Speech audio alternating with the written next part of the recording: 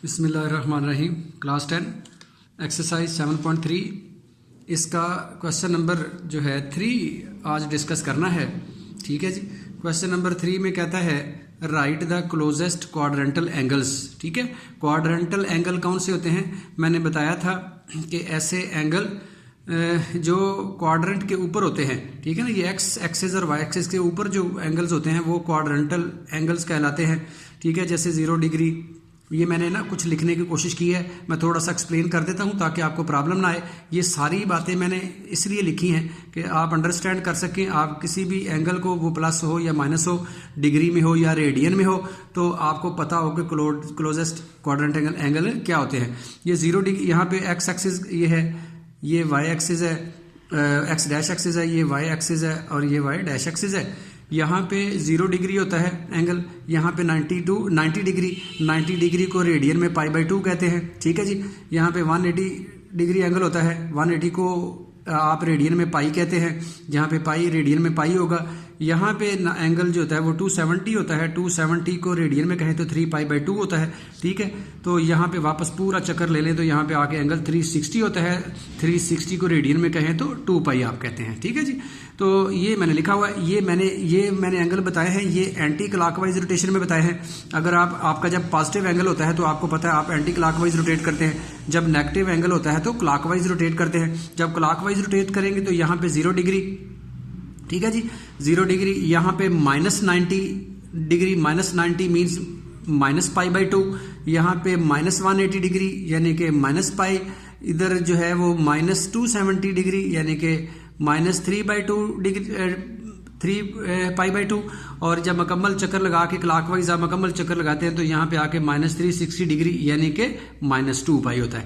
तो ये मैंने दोनों रोटेशन के लिए एंगल लिखे हुए हैं। ठीक है, आपने ये सारा नहीं लिखना, आपने देखना होता है कि आपका एंगल डिग्री में है तो आप डिग्री में लिखेंगे, और रेडियन में है तो आप रेडियन में पाई की शक्ल में एंगल लिखेंगे। ठीक है, और प्लस और माइनस दोनों लिखने की जरूरत नहीं है।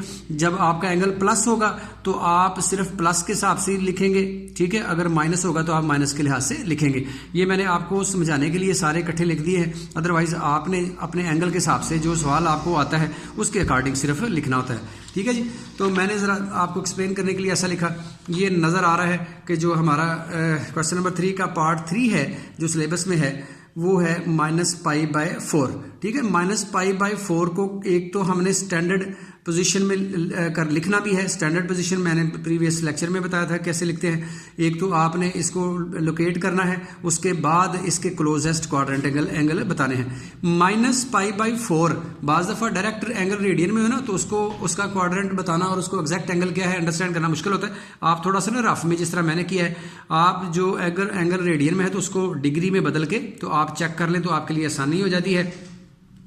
मैंने π/4 को 180 डिवाइडेड बाय पाई से मल्टीप्लाई करके हल किया तो ये 45 डिग्री आ गया। तो मुझे पता चल गया कि ये 45 डिग्री है और ये एंगल नेगेटिव है, तो नेगेटिव है तो हम क्लॉकवाइज रोटेट करेंगे। इसका मतलब है जब नेगेटिव की बात करते हैं तो ये पहला क्वाड्रेंट होता है, ये दूसरा, ये तीसरा और ये चौथा। ठीक है, पॉजिटिव की बात करें तो ये पहला क्वाड्रेंट, ये दूसरा, ये तीसरा, ये चौथा। तो ये अब नेगेटिव एंगल है तो ये फर्स्ट क्वाड्रेंट है। इसका मतलब है π/4 मतलब 45 डिग्री इस क्वाड्रेंट में आएगा, फर्स्ट क्वाड्रेंट में आएगा। इसलिए आपने इस तरह से फ्री हैंड से इसको पहले लोकेट कर लिया और इधर से इधर रोटेशन की और बता दिया कि यहाँ पे एंगल -π/4 बनता है। ठीक है जी। अब -5/4 है या 4 है तो ये किस क्वाड्रेंट में है? नेगेटिव के हिसाब से बात करें और रेडियन के हिसाब से बात करें तो ये बनता है, यहाँ पे एंगल जो है ना 0 डिग्री होता है और यहाँ पे क्या होगा -π/2। नेगेटिव के हिसाब से और रेडियन के हिसाब से बात करें, यहाँ पे 0 डिग्री और यहाँ पे -π/2, यानी कि ये जो एंगल है ये दो एंगल के दरमियान, क्वाड्रेंटल एंगल के दरमियान आता है 0 डिग्री और -π/2। तो इसलिए इसके क्लोजेस्ट क्वाड्रेंटल एंगल्स क्या होंगे? 0 एंड -π/2। ठीक है जी। तो इस तरह से आप कोई भी एंगल जो है उसको इजीली लोकेट कर सकते हैं। तो नेक्स्ट इस तरह से बाकी वाला एक पार्ट और है वो आप खुद कर लेंगे, प्रॉब्लम नहीं आएगी इंशाल्लाह। ये वेरी इंपॉर्टेंट है, क्वेश्चन है, क्वेश्चन नजर आ रहा होगा आपको, ये मैंने लिखा हुआ है क्वेश्चन नंबर 8। ठीक है जी। इसमें लिखा हुआ है इफ tan थीटा = 4/3 हो, tan की वैल्यू दी है और एक साथ और एक कंडीशन दी है कि sine theta is less than 0 मतलब साइन थीटा नेगेटिव है। ये दो शर्तें हैं, एक तो tan की वैल्यू दी है और वो पॉजिटिव है और साइन नेगेटिव है। Find the value of the other trigonometric function, 6 trigonometric function होते हैं, आपको बताया था मैंने, sine theta, cos theta, tan, cot theta, secant और कोसिकेंट, ये 6 हैं। एक की वैल्यू उसने सवाल के अंदर दी है, बाकी वाली जो है ना वो कहता है 5 हमें निकाल के दिखाओ, बाकी जो 5 ट्रिग्नोमेट्रिक रेशियोज है वो फाइंड करनी है। तो इसको सबसे पहले तो जब भी आपने ट्रिग्नोमेट्रिक रेशियो निकालनी होती है ना, तो ये बात पक्की याद रखनी है कि सबसे पहले आपने देखना है कि वो जो एंगल है वो एंगल है किस क्वाड्रेंट में बनता है, क्योंकि जब क्वाड्रेंट का पता चलेगा तो आप ट्रिग्नोमेट्रिक रेशियो के साथ प्लस या माइनस लगा सकेंगे। तो ये जो उसने ये शर्तें दी है ना, ये वाली शर्त एवं नहीं दी, ये आपको क्वाड्रेंट बताने के लिए हिंट दिया है। अब देखो आप कि टैन थीटा की वैल्यू 4/3 है, 4/3 है यानी कि पॉजिटिव वैल्यू है, टैन पॉजिटिव है और साइन नेगेटिव है। ठीक है जी, ये आपने खुद सवाल में देखा लिखा हुआ है कि देख के पता चल रहा है कि टैन की वैल्यू पॉजिटिव है और साइन नेगेटिव है। तो आपने वही मैंने जो थोड़ा सा बताया था आपको, ये फिर बनाने लगा हूं कि ऐड शुगर टू कॉफी की बात करें, ये वाले फार्मूला अगर आपको याद हो तो आप बता सकते हैं कि 2 शर्तें, इनको दोनों शर्तों को आप जेन में रखें और इसको जेन में रखें तो आप बता सकते हैं कि ये किस क्वाड्रेंट में आएगा।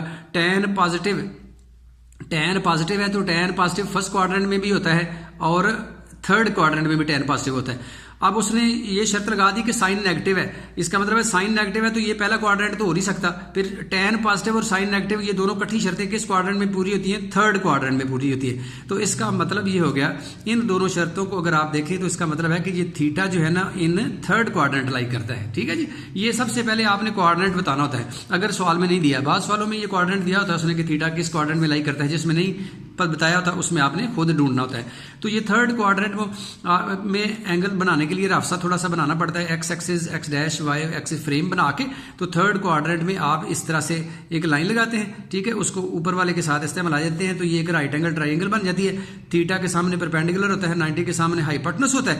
टैन की वैल्यू दी हुई है 4/3, टैन बेसिकली किसके बराबर होता है, परपेंडिकुलर ओवर बेस के, इसका मतलब है परपेंडिकुलर 4 है और बेस 3 है। ठीक है, इसका मतलब है ये परपेंडिकुलर ये 4 है और बेस ये 3 है। हाइपोटेनस आपने निकालना है, 2 ट्रिग्नोमेट्रिक रेशियो दी हो तो परपेंडिकुलर और बेस दिया हो तो आप थर्ड जो है ना आप साइड ट्राइंगल की निकाल सकते हैं वेरी इजीली। बाय कैसे, बाय पैथागोरस थ्योरम लगा के।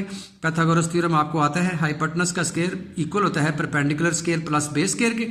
हाइपोटेनस आपने फाइंड करना है, परपेंडिकुलर 4 दिया हुआ है और बेस 3 है, 4 का स्क्वायर 16, 3 का स्क्वायर 9, 16 + 9 25 होता है, यानी कि hypotenuse square is equal to 25 है। स्क्वायर रूट लो तो हाइपोटेनस कितना निकल आता है, 5 निकल आता है। लो जी, दैट्स ऑल अबाउट दिस। किसी भी ट्राइंगल की तीनों साइड दी हो, ट्रिग्नोमेट्रिक रेशियो फाइंड करना आपके लिए कोई मसला ही नहीं है।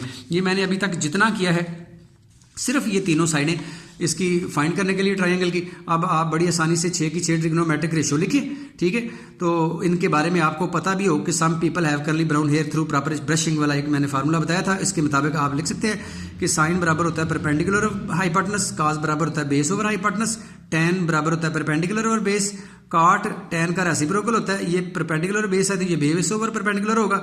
सीकेंट जो होता है वो कास का रेसिप्रोकल है, कास है बेस ओवर हाइपोटेनस तो ये हाइपोटेनस ओवर बेस होगा। सीकेंट जो है वो साइन का रेसिप्रोकल होता है, साइन जो है परपेंडिकुलर हाइपोटेनस है तो इसका मतलब ये हाइपोटेनस ओवर परपेंडिकुलर होगा। तो परपेंडिकुलर आपका 4 है, हाइपोटेनस कितना है 5, तो ये आएगा 4/5। तो अब थर्ड क्वाड्रेंट में साइन नेगेटिव होता है, यही तो फायदा है कि आपको पता है थर्ड क्वाड्रेंट है तो साइन नेगेटिव होगा, इसलिए साथ माइनस लगा दिया। ये नहीं पूछना ये कहां से आया, ये आपने याद रखना है कि थर्ड क्वाड्रेंट है तो साइन नेगेटिव होगा। लेकिन मैं सबके साथ आपको पता है उसमें टैन और टैन का रेसिप्रोकल काट, ये 2 वैल्यू पॉजिटिव होती है थर्ड क्वाड्रेंट में, बाकी सारी नेगेटिव होती है। तो ये दोनों प्लस बाकी सबके साथ माइनस आपने खुद लगाना है। तो पर बेस पर हाइपोटेनस और परपेंडिकुलर सारा कुछ आपको दिया है, बेस की जगह पे बेस की वैल्यू, हाइपोटेनस की जगह पे हाइपोटेनस की वैल्यू लगाते जाओ तो ये सारी की सारी 6 की 6 ट्रिग्नोमेट्रिक रेशियो फाइंड हो जाती है। ठीक है, यही आपका सवाल है। That's all about question number 8। ठीक है जी, इसी तरह का इसका जो है क्वेश्चन है, इसी तरह का इसका क्वेश्चन है, क्वेश्चन नंबर 9 आसान है, मुश्किल नहीं है। ठीक है, इसमें साइन थीटा की वैल्यू दी है, ये आपको सवाल नजर आ रहा है। साइन थीटा की वैल्यू है -1/√2, तो उसने खुद सवाल में दिया है कि थीटा जो है वो not in third quadrant, sine negative है और थीटा थर्ड क्वाड्रेंट में नहीं है, तो इसका मतलब है थीटा फिर किस में होगा, फोर्थ क्वाड्रेंट में होगा। ये मैंने फोर्थ क्वाड्रेंट में बनाया है, ठीक है। साइन की वैल्यू परपेंडिकुलर और हाइपोटेनस, इसका फार्मूला आता है -1/√2, इसका मतलब है परपेंडिकुलर -1 है और हाइपोटेनस जो है वो √2 है। तो वही पैथागोरस लगाया तो आपने बेस की वैल्यू निकाल ली, ये मैंने बेस की वैल्यू निकाली हुई है, फार्मूला लगा के पैथागोरस, तो बेस की वैल्यू निकाली, तीनों साइडें आपके पास आ गई, परपेंडिकुलर -1, हाइपोटेनस √2 और बेस 1, ठीक है। तो वही 6 की 6 आपने ट्रिग्नोमेट्रिक रेशियो निकालनी है, वही परपेंडिकुलर हाइपोटेनस ये सारा वैल्यू जो है ना आपने फार्मूले लिख लेने, तो आपके पास परपेंडिकुलर भी मौजूद है, हाइपोटेनस भी और बेस भी, वैल्यू पुट करते जाए सारी की सारी 6 की 6 ट्रिग्नोमेट्रिक रेशियो आपकी फाइंड हो जाएंगी, ठीक है। इस तरह से आप सारी की सारी 6 की 6 वैल्यू निकाल सकते हैं। और थीटा जो है वो थर्ड क्वाड्रेंट में, फोर्थ क्वाड्रेंट में है, तो उसके हिसाब से आपने सबके साइन बाद में लगा देने हैं, ठीक है। इस तरह से आप ये क्वेश्चन आराम से कर सकते हैं, ये नजर आ रहा है आपको। अगर प्रॉब्लम आए तो इसको बार बार देखें, इंशाल्लाह उम्मीद है कि आप अच्छी तरह से इसको हल कर लेंगे, ठीक है। Thank you very much.